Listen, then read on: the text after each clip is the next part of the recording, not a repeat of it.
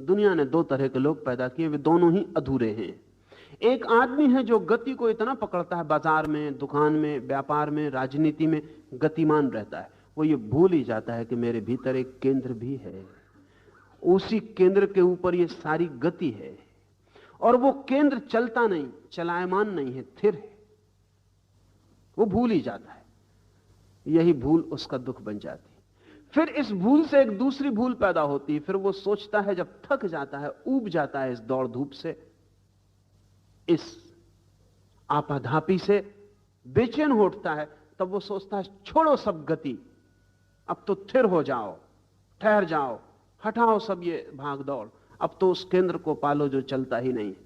तब वो सारी गति के विपरीत केंद्र को खोजने लगता है। तब वो सारी गति छोड़ के, आंख बंद करके, प्रतिमा बन के सोचता है कि केंद्र को पालूं। तब वो दूसरी भूल कर रहा है। पहले उसने एक भूल की थी कि केंद्र को छोड़ के गति को पालूं, अब वो एक दूसरी भूल कर रहा है कि गति को छोड़ के केंद्र को पालूं। चुनाव कर रहा है अधूरे का। अधूरा इस जगत में नहीं है। गति में ही जो केंद्र को पाले वही केंद्र को पा सकता है। केंद्र के साथ भी जो गति में रह ले, उसी ने केंद्र को पाया, ऐसा जानना। जो अपनी सारी भागदौड़ में भी स्थिर हो वही साधु है, और जो अपनी स्थिरता में भी भाग सके, दौड़ सके, वही साधु है। जगत में दो तरह के असाधु हैं। असाधु का मतलब अंश को चुनने वाले लोग। एक, वे कहते हैं कि हम संसारी हैं, हम ध्यान कैसे करें, क्योंकि ध्यान तो उस बिंदु को खोजने की विधि है जहां गति नहीं है। वे कहते हैं हम संसारी हैं, हम ध्यान कैसे करें। वे कहते हैं हम संसारी हैं, हम सन्यासी कैसे हो जाएं। जब संसार छोड़ेंगे तब सन्यासी हो जाएंगे, और जब छोड़ेंगे सब दौड़ धूप तब ध्यान कर लेंगे। इसलिए कुशल, होशियार, चालाक लोगों ने बना रखा है कि जब मरने के करीब होंगे, जब गति छोड़ना भी ना पड़ेगी, अपने आप छूटने लगेगी, जब दौड़ना भी चाहेंगे तो पैर जवाब दे देंगे, तब हम ध्यान कर लेंगे। वो मौका अच्छा है। इसलिए हमने सन्यास को बूढ़े के साथ जोड़ रखा है। उसका कोई संबंध बूढ़े से नहीं है, मगर हमारी द्वैत की सोचने की व्यवस्था में यही उचित मालूम पड़ता है। वो तो हमारा बस नहीं है, नहीं तो हम मरने के बाद, क्योंकि तब फिर कोई उपद्रव नहीं रह जाएगा, ना दुकान, ना बाजार। मरी गए, फिर कब्र में ध्यान साधते रहेंगे। लेकिन वो उपाय नहीं मालूम पड़ता, इसलिए बिल्कुल मरते मरते मरते मरते आदमी मर रहा है और लोग उसको गंगा जल पिला रहे हैं और राम नाम पिला रहे हैं। इनको जिंदगी भर फुर्सत न मिली गंगा जल पीने की।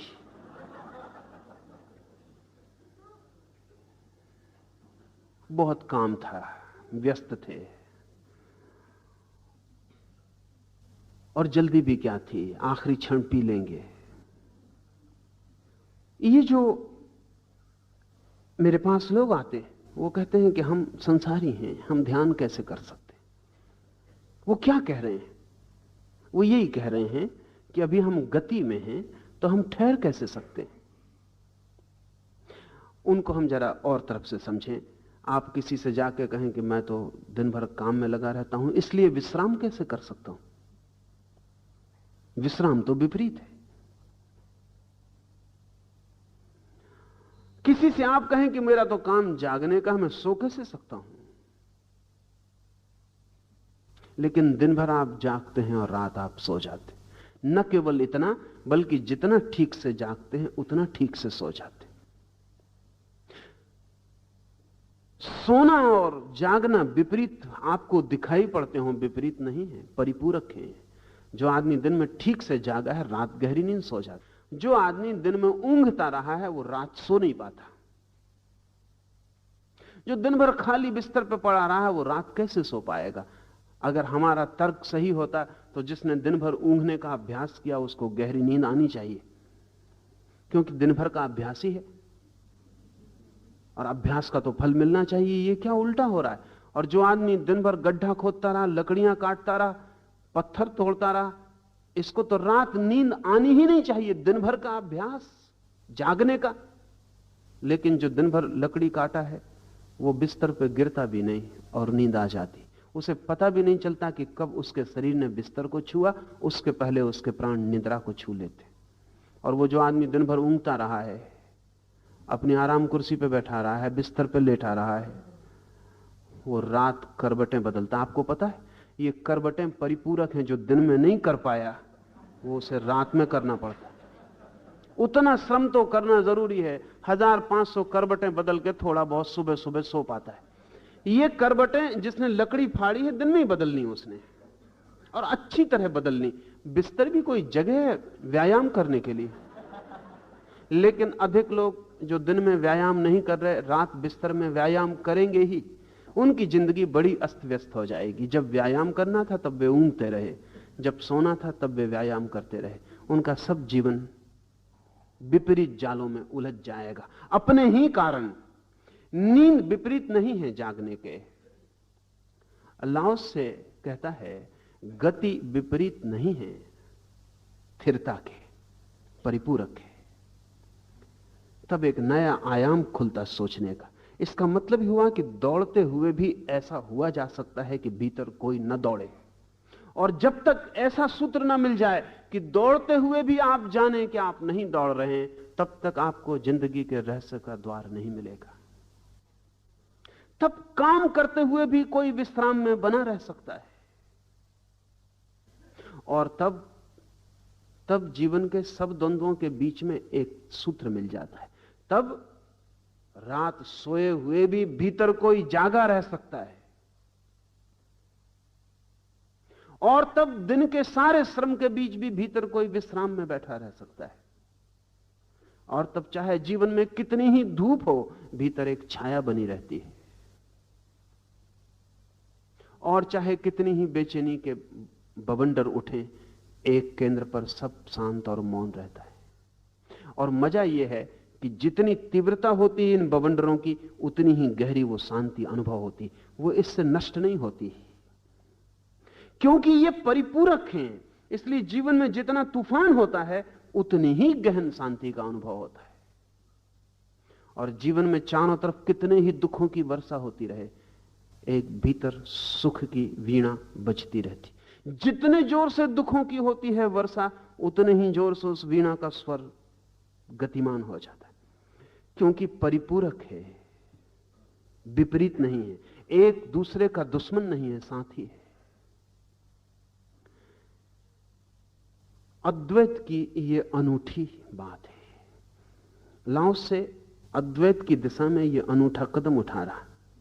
वो ये कह रहा है कि जहां जहां तुम्हें विपरीत दिखाई पड़े, तुम विपरीत मान लेते हो, वहीं भूल हो जाती। विपरीत मानना ही मत। और जहां तुम्हें विपरीत दिखाई पड़े वहां तुम विपरीत को साधना, एक को छोड़कर नहीं, दोनों को साध कर, साथ ही साध कर।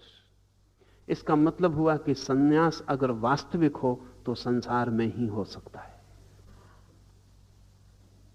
इसलिए जब मुझसे कोई आके कहता है कि हम संसारी, हम सन्यासी कैसे हो जाएं, लोग मुझसे आके कहते हैं कि आप ये क्या उपद्रव कर रहे हैं, संसारियों को सन्यास दे रहे हैं।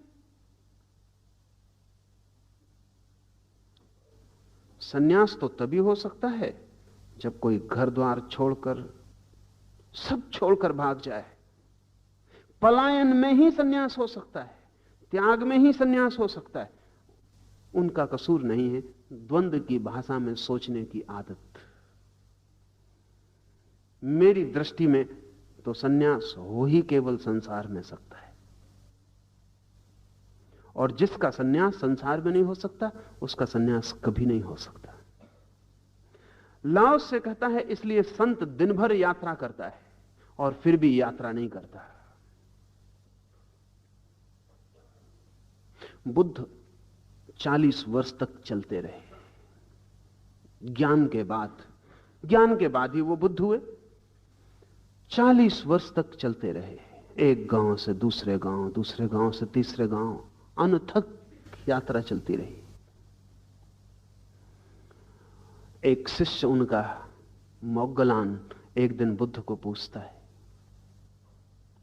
आप इतना चलते हैं, थकते नहीं? बुद्ध ने कहा, जो चलता हो वो थकेगा ही, मैं चलता ही नहीं हूं। मोगलान ने कहा, मजाक करते हैं आप? आपको अपनी आंखों से चलते देखता हूं। बुद्ध ने कहा, मैं तुम्हारी आंखों का भरोसा करूं या अपनी आंखों का? मैं भीतर देखता हूं, वहां कोई चलता ही नहीं है। तुम मुझे बाहर से देखते हो, वहां कोई चलता है। जो चलता है वो मेरी छाया है, जो नहीं चलता वो मेरी आत्मा है। और छाया के चलने से कोई थकता है? लेकिन आप थकेंगे, क्योंकि आपकी छाया नहीं चलती। आपने छाया से अपने को एक ही मान रखा है। हमारे मन में सवाल उठते हैं कि जब बुद्ध को ज्ञान हो गया तो अब बोलते क्यों हैं? जब ज्ञान हो गया तो अब चलते क्यों हैं? जब ज्ञान हो गया तो अब क्या उन्हें प्रयोजन है? हमें लगता है जब ज्ञान हो गया तो अब सब गति बंद हो जानी चाहिए। गति बंद नहीं होती ज्ञान से। सिर्फ गति में जो ज्वर होता है, फीवर होता है, वो बंद हो जाता है। गति तो जारी रहती, बल्कि सच पूछें तो गति पहली दफे निखर के स्वच्छ हो जाती। नदी तो अब भी बहती है, लेकिन अब उसमें कूड़ा करकट नहीं बहता, अब उसमें गंदगी नहीं बहती। अब नदी शुद्ध धार हो जाती। ऐसा समझ लें कि पानी भी ना रह जाए और सिर्फ गति रह जाए नदी में, इतनी शुद्ध हो जाती। लाओस से कहता है, इसलिए संत दिन भर यात्रा करता है। Therefore the sage travels all day, yet never leaves his provision cart. और वो जो भीतर जीवन ऊर्जा है, वो जो भीतर जीवन का मूल स्रोत है, प्रोविजन कार्ट, जहां जीवन की सारी शक्ति संरक्षित है, जहां उसके जीवन का भोजन छिपा है, उसे कभी नहीं छोड़ता। यात्रा करता है दिन भर, चलता है दिन भर, और भीतर कोई भी नहीं चलता। भीतर वो अपने मूल केंद्र में स्थिर बना रहता है। परिधि चलती है, केंद्र ठहरा रहता है। चाक चलता है, कील रुकी रहती है। बोलता भी है और नहीं भी बोलता, क्योंकि मौन से बोलता है।